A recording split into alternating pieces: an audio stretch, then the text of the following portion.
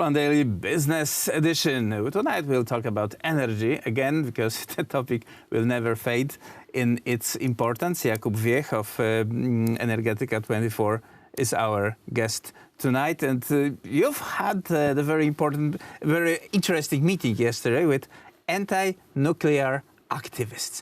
So did they manage to scare you with this dangerous way of harvesting energy? Not really. I mean, that anti-nuclear activist was called Michael Schneider. He was invited by the Polish Greens to the Polish Parliament to talk about his report that he publishes every year. It's called the World Nuclear Energy Industry Status. And in that paper, he assumed that nuclear energy is too expensive and too dangerous to help humanity in the struggle against the climate change, which is quite contrary to what, for example, International Panel of Climate Change says. The argument that he showed in that paper are, well, let's say that was, for me, it was cherry picking and quite a manipulative way of showing some data. So, well, I've been there to ask him about the results of his research, and I was disappointed because he failed to answer several questions, which were very important to get the whole picture of the nuclear energy and its impact on climate and on energy systems along the board.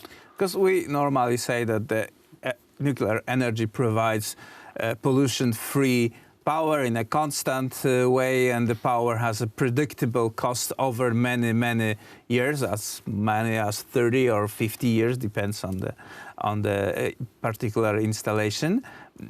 Scaremongering is that this is nuclear and can explode, and we can have all of kind of disasters like 3 Mile Island or Chernobyl. On the other side, these people propose that more energy of renewables is the option. Yeah, and this is well, it's a fake to show the alternative nuclear energy or renewable energy sources. The two sources of energy can work together in one system.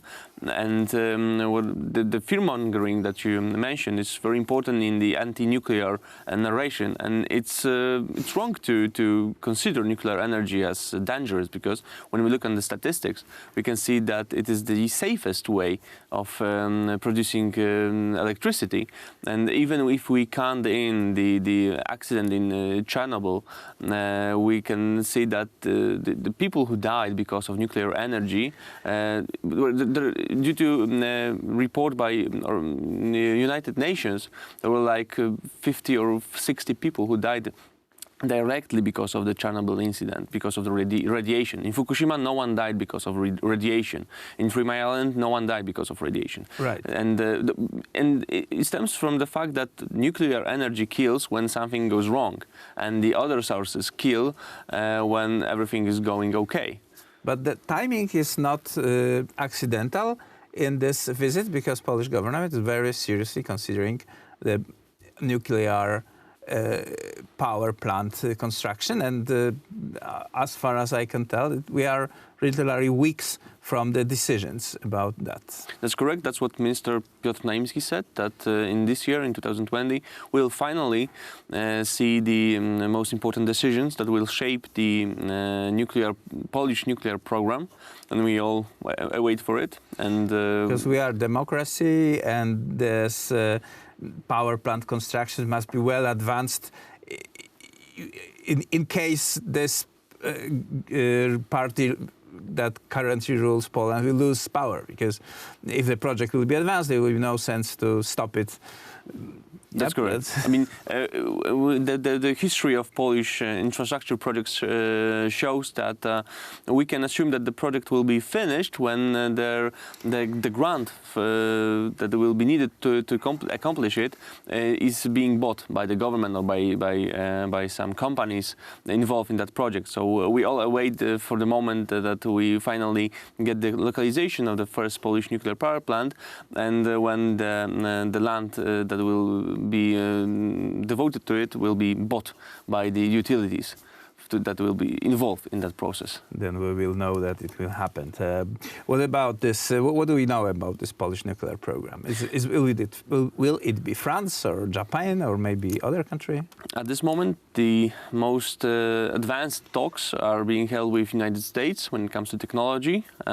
Yesterday, Minister Naimski said that the nuclear program will cost around 60 billion zlotys in next 10 years. It is the cost of launching the program. And we know that we will build approximately 6 or 9 nuclear reactors. So we are talking about like 2 or 3 nuclear power plants at all. And it will be very important to our energy mix, because nuclear energy will help us in reducing emissions.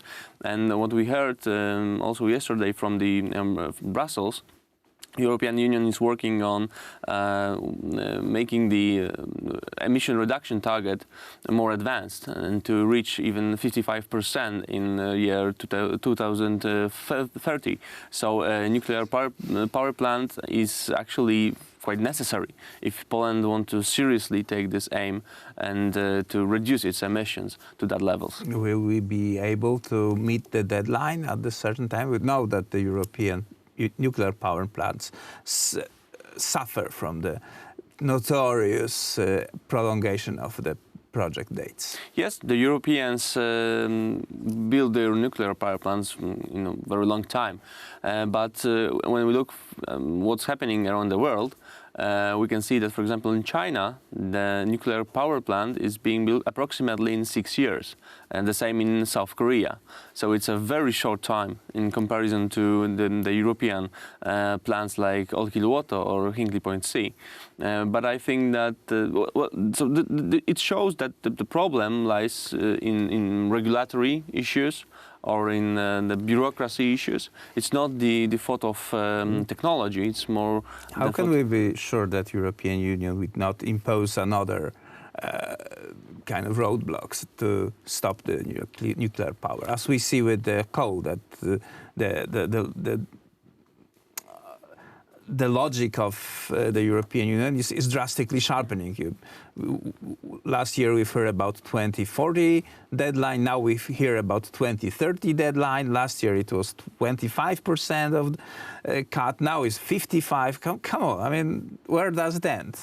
Well, we cannot be sure that the European Union will not block somehow the construction of new nuclear power plants in Europe, because the European Union is ruled, well, let's say ruled or guided by Germany, a country that is strictly anti-nuclear.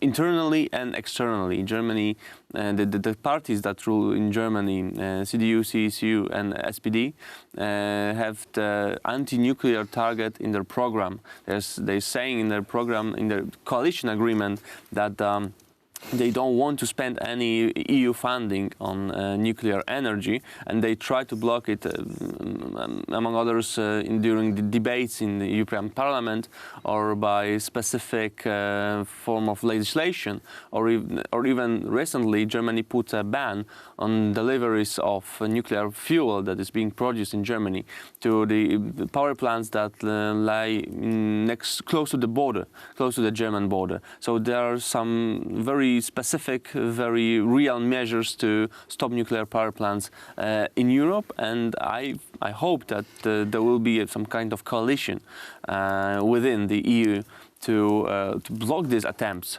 because nuclear power plant is necessary, it's vital to reach the climate neutrality target. Yes. Okay, Jakub Wiech of Energetyka24 is our guest, sir. Thank you very much for this conversation. And that was it for tonight's Poland Daily Business.